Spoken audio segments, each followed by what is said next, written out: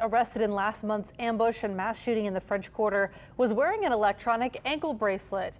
People were even more alarmed when investigative reporter Mike Pearlstein broke the news that the suspect had racked up more than 40 violations of the court-ordered conditions of his release, all documented by his GPS bracelet and all ignored by the judge presiding over his earlier case. Now, Mike has been able to document that Nicholas Miorana is just one of dozens of defendants piling up violations of court orders. And there's no repercussions from the same judges issuing those orders. And as Mike reveals in this exclusive report, some of those suspects are getting rearrested for serious new crimes.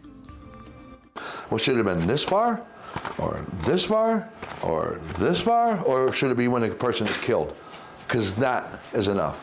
That was the reaction of Matt Dennis of the electronic monitoring company ASAP, Assured Supervision Accountability Program, as he displayed the more than 40 violations by Nicholas Miorana of his home incarceration orders. Judge Leon Roche ordered the house arrest as a condition of probation, but did nothing when Miorana ignored his orders. Miorana is now booked with second-degree murder after police say he and 2 other men opened fire in broad daylight in the French Quarter, wounding 3 men and killing a woman. The case sent ripples through the criminal justice community. This is not a problem with ankle monitoring. This is a problem with the judicial response to the violation. Attorney General Liz Murrill weighed in with the statement, "Every citizen in our state, but especially everyone who lives in or visits New Orleans, should be outraged." We need judges to act when ASAP or any ankle monitoring company steps up and says that someone is in violation. We need that judge to take them off the streets. At any given time, 300 to 400 people in New Orleans alone are being electronically monitored, the majority by ankle bracelets. Most are ordered by judges or magistrates as a condition of bail and can include house arrest, curfew, or stay-away orders. ASAP is the most frequently used monitoring company in New Orleans. So this is on your ankle like this, right? ASAP has now introduced a database that tracks all defendants on their bracelets and posts a list of the ones who violate their court-ordered conditions. Reviewing the database, I found dozens of violators. Some were ordered to court after just a few violations, but others, like Miorana, racked them up almost every day. And some of those repeat violators went on to commit additional serious crimes. Dennis, who launched the database, sends notices to the judges every time a defendant commits a violation. When we have these judges that do nothing, you see these offenders, they're getting back in the system. Take the case of 31-year-old Quantrell Williams. He is awaiting trial before Judge Angel Harris for attempted murder, domestic violence, and firing a gun during a violent crime. He made bail and was ordered onto strict curfew and a stay-away order, backed up by an ankle bracelet. But as the database and these tracking maps show, Williams began racking up violations almost every day for weeks. Judge Harris took no action, court records show. Williams has since been rearrested and booked with 5 counts of violation of protective orders and indicted in Jefferson Parish for pornography of a juvenile and carnal knowledge. So when a judge ignores these notifications, he is placing victims and witnesses and other law-abiding citizens in harm's way.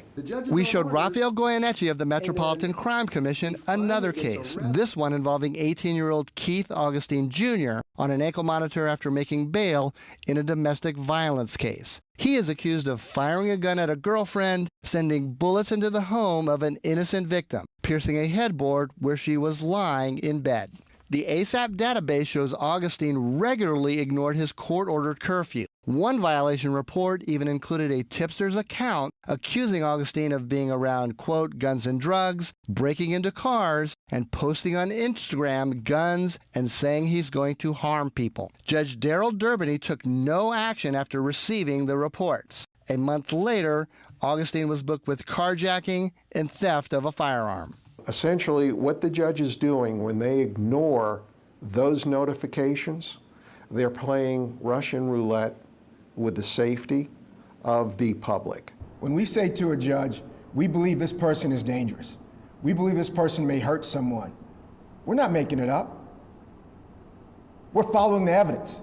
Other judges, in fact most of them, do respond to violation reports. The records show Jada McKay racked up multiple violations of her house arrest when Magistrate Judge Juana Lombard issued a bench warrant for her last week. Isaiah White pushed Judge Nandy Campbell too far before she ordered ASAP to return him to court in September.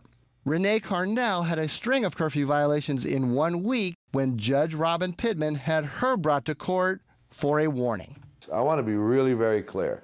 The vast majority of the judges in Orleans Parish are doing a fantastic job. We have very good judges over there. Judge Leon Roche repeatedly declined to comment after he was criticized for his failure to act on the more than 40 violation reports by Nicholas Miorana before Miorana was booked in the French Quarter mass shooting. But following that firestorm, another almost daily violator in his court, career criminal and drug defendant Lester Jones, had his bail revoked by Roche and ordered back to jail last week.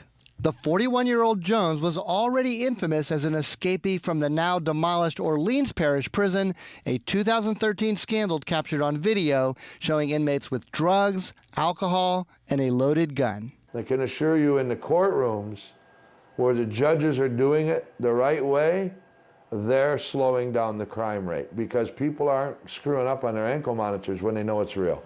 Mike Pearlstein, WWL, Louisiana.